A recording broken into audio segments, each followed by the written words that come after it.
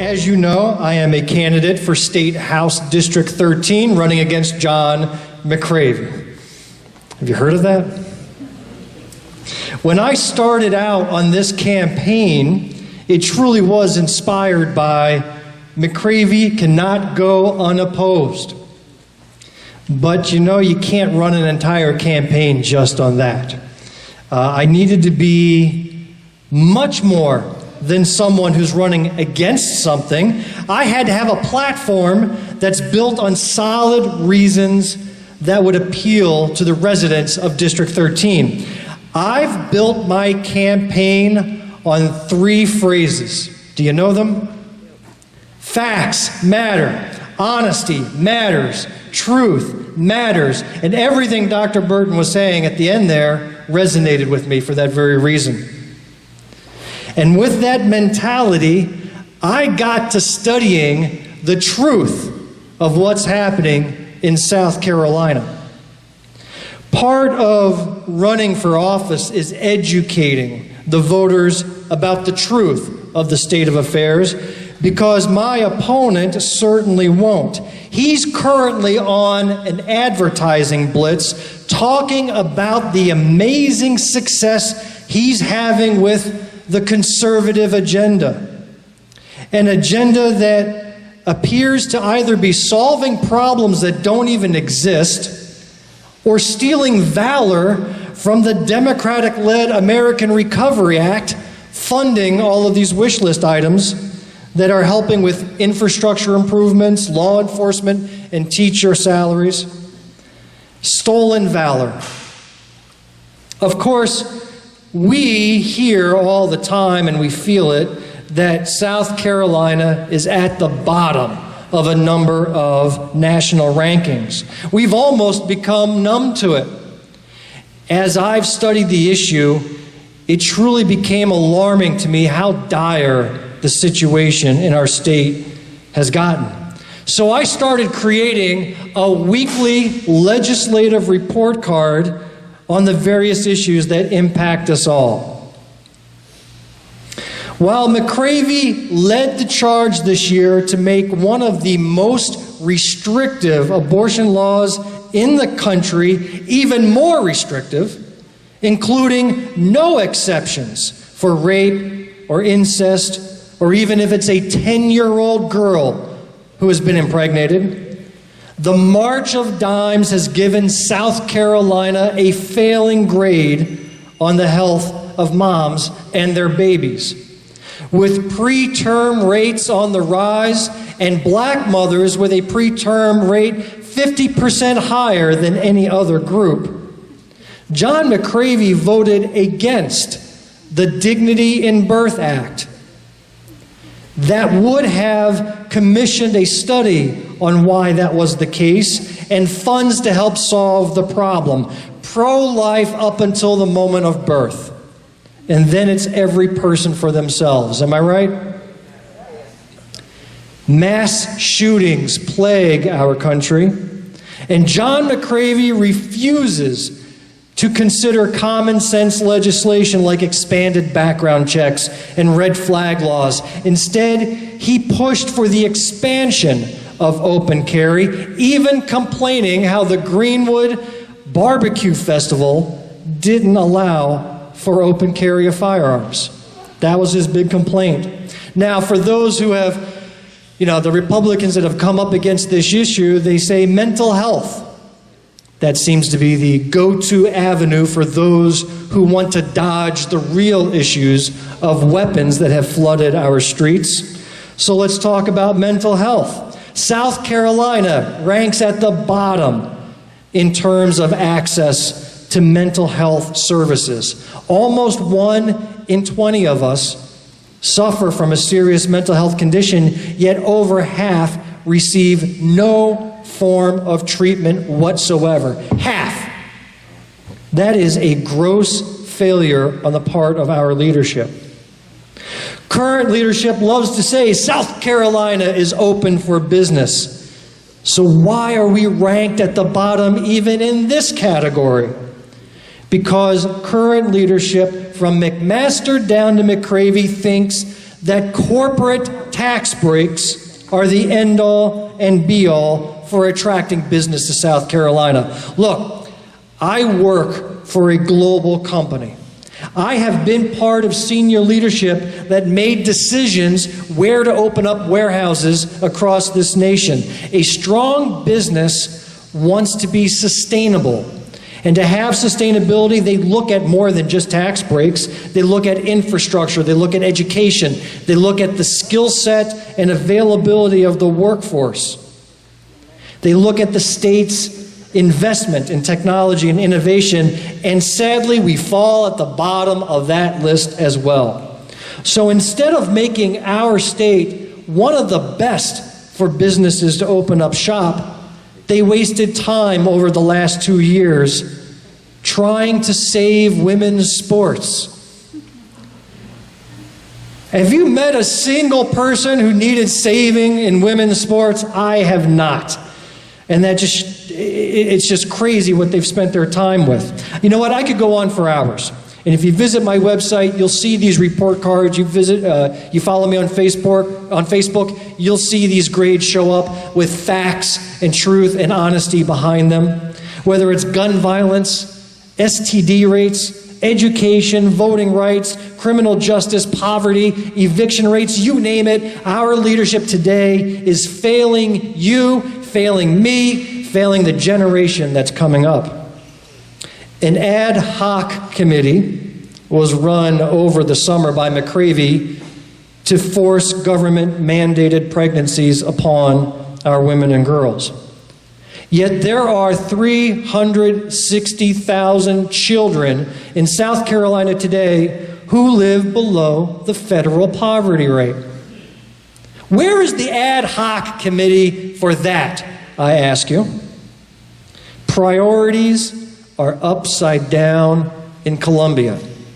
And that's why Kimler for Sanity got its start, because there's no other way to describe what's happening in South Carolina other than it's just damn crazy. And what they choose to do with the precious little time they have, it's not a full-time job, this legislative stuff. They're only in session a couple of months out of the year. So you have to be very careful what topics you choose to work on. So people ask me, how's the campaign going? Well, let me tell you, it's been an incredible learning experience, and I have exactly 3 months more of learning to do before Election Day. Canvassing, going door to door, has been an eye-opening experience for me. To me, this is the way I have to win hearts and minds, by meeting people in person and talking about these issues that matter. I've done it before on behalf of other candidates. It's a different thing when you're doing it for yourself. It's such a humbling experience to knock on somebody's door and say, choose me, and here's why.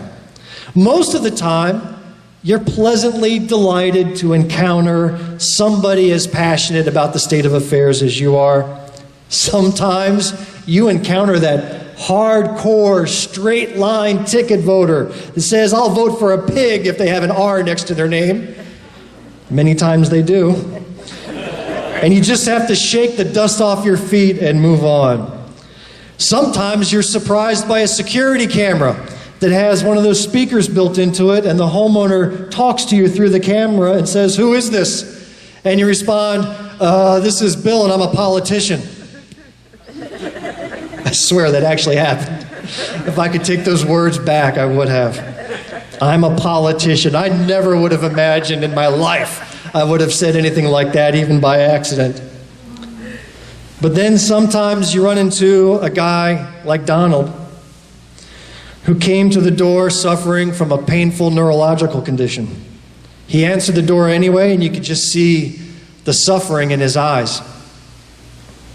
And he shares how crushed he is under the weight of medical bills that he'll never be able to afford to pay, and how he's denied treatment for his pain, like medical marijuana that could relieve his suffering today. And all I can do is just stand there in empathy, knowing that I need to fight for men and women just like him, who have been abandoned and disregarded by their current representative and leadership in this district. So fundraising is another aspect of it, and we have to work on this on a quarterly basis. Quarter 2 was very, very interesting.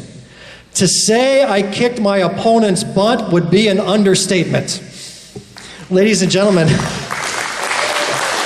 I was even shocked. Quarter 2, I raised nearly $10,000. John McCravey lost $140. And in fact, he had to give back over $6,000 to his donors because of ethics concerns, one of which was to his own law firm. But I'm not naive. McCravey still has about $40,000 in his war chest. He's been running for office for 6 years and spending only a fraction of what he's raised, so he gets to keep all that money and build it up. So I have no doubt that he's got me, from all of his years of office, being in office, fundraising and spending, he's got the financial advantage. But if I'm to have a chance, I need to continue at this same rate. I can make a dollar go further than just about any other candidate out there. You see, I don't use consulting services. All of the graphics, printouts, materials you see, I have a pretty good eye and skill for that. I design those myself. I do my own social media. I can cut costs and make a dollar go far. But here's the reality. To do a mailer that goes out to 5,000 households, and we get them. How many of you get mailers? Your inbox is about to get flooded here. You get them, you throw them away. I know, I've been guilty of that as well. But to hit 5,000 households with just a little lengthy postcard, that's $3,000. $3,000 to reach 5,000 houses. And there's 18,000 houses in District 13. So, this campaign, if we're going to fund the billboards, if we're going to fund the campaign signs, if we're going to fund the advertisements, digital and print, we've got to be fueled by you, the voter. If we don't feed this engine is not going to run. Every penny donated to the Kimler for Sanity SC campaign goes back into this. You can do your part today if you purchase a yard sign, and you got one of 3 flavors to choose from for $15. Now that $15 gives you a yard sign and funds another yard sign to go into a public area. Or you can buy a t-shirt for $25 and wear that slogan proudly. Facts matter, honesty matters, truth matters, and get that word out on the streets so other people know that it matters as well. If I can get 100 people to participate in donating $100 each, that's $10,000 right there. For the 30 or so thousand people of District 13, I think I can find 100 to give 100, and I'll have meet my quarter 2 goal, and we'll have those billboards and we'll have those advertisements. People across the state want this seat to flip. I know we want it, but I'm hearing it from Columbia to Charleston to Greenville. I'm hearing it across the nation. Can you envision the shockwaves that will be sent, not just across Greenwood, not just across South Carolina, but across the country?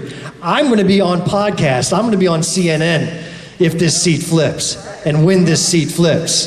This seat's going to flip, because I can envision it. If you can see it, it's going to happen. It's humbling to know I can't do it by myself.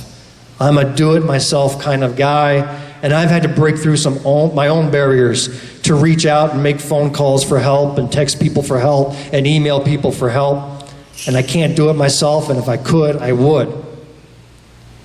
But I do need your help.